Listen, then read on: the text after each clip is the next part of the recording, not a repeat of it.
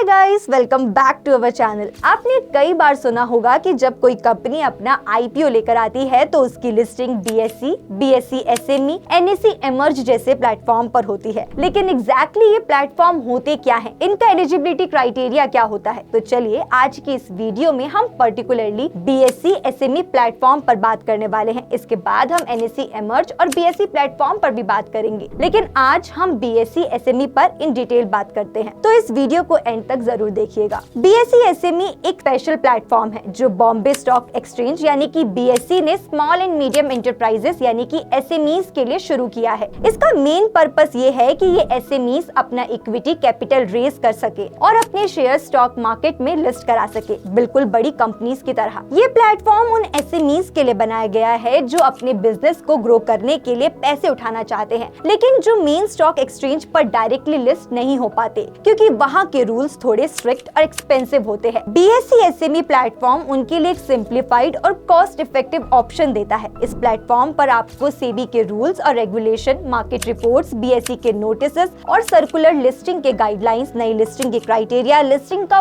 पूरा प्रोसीजर और भी कई इंपॉर्टेंट इंफॉर्मेशन मिलती है जो एक एसएमई को आईपीओ लाने के प्रोसेस में हेल्प करती है। अगर सिंपल शब्दों में बोले तो बीएसई एसएमई प्लेटफॉर्म एसएमईज के लिए एक शॉर्टकट जैसा है जहां से वो स्टॉक मार्केट के थ्रू फंड रेज कर सकते हैं और अपने बिजनेस को नए लेवल तक ले जा सकते हैं। अगर इसके लॉन्च की बात करें तो बीएसई एसएमई साल 2012 में लॉन्च हुआ था। तो चलिए अब बीएसई एसएमई की एलिजिबिलिटी क्राइटेरिया देख लेते हैं, जिसमें सबसे पहले आता है इनकॉर्पोरेशन। कंपनी को कंपनीज एक्ट 2013 के अंडर पब्लिक लिमिटेड कंपनी के रूप में रजिस्टर होना चाहिए। कंपनी के बोर्ड में कम से कम 3 डायरेक्टर होने चाहिए। सेकंड क्राइटेरिया आता है ट्रैक रिकॉर्ड। कंपनी का मिनिमम नेटवर्थ 1 करोड़ होना चाहिए जो पिछले फाइनेंशियल ईयर के ऑडिटेड बैलेंस शीट से प्रूफ हो। पिछले 3 फाइनेंशियल ईयर्स में हर साल कंपनी का पॉजिटिव नेटवर्थ और टेंजिबल नेटवर्थ होना जरूरी है। कंपनी का बिजनेस कम से कम 3 साल से एक्टिव होना चाहिए, यानी कि लास्ट 3 फाइनेंशियल ईयर से ऑपरेशन चल रहे हों। अब तीसरा क्राइटेरिया है फाइनेंशियल परफॉर्मेंस। कंपनी का ऑपरेटिंग प्रॉफिट बिफोर टैक्स कम से कम 2 आउट ऑफ लास्ट 3 इयर्स में पॉजिटिव होना चाहिए। पिछले 3 फाइनेंशियल ईयर्स का एवरेज टेंजिबल नेटवर्थ 1 करोड़ होना चाहिए और उसी पीरियड का एवरेज ओपीबीटी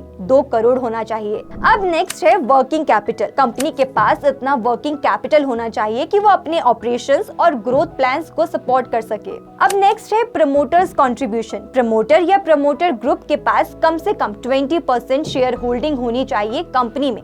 अब नेक्स्ट है फ्री फ्लोट। लिस्टिंग के बाद कम से कम 25% शेयर्स पब्लिक के पास होने चाहिए। एलिजिबिलिटी क्राइटेरिया के बाद जान लेते हैं benefits of listing on BSE SME platform, जिसमें सबसे पहले है इनहैंस्ड ब्रांड विजिबिलिटी, सेकंड है improved access to capital, third है इंक्रीज्ड इन्वेस्टर कॉन्फिडेंस, फोर्थ है improved corporate governance and fifth है access to a wider market, sixth है liquidity for share holders. So अगर आप भी इसी तरह आईपीओ से रिलेटेड टर्मिनोलॉजीज की अपडेट पाना चाहते हैं तो फॉलो करें इंडिया आईपीओ।